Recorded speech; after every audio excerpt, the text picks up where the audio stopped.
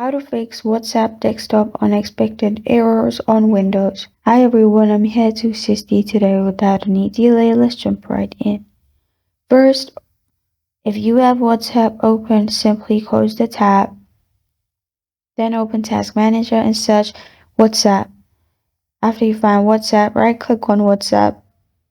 You'll find all these options. Click on End Task.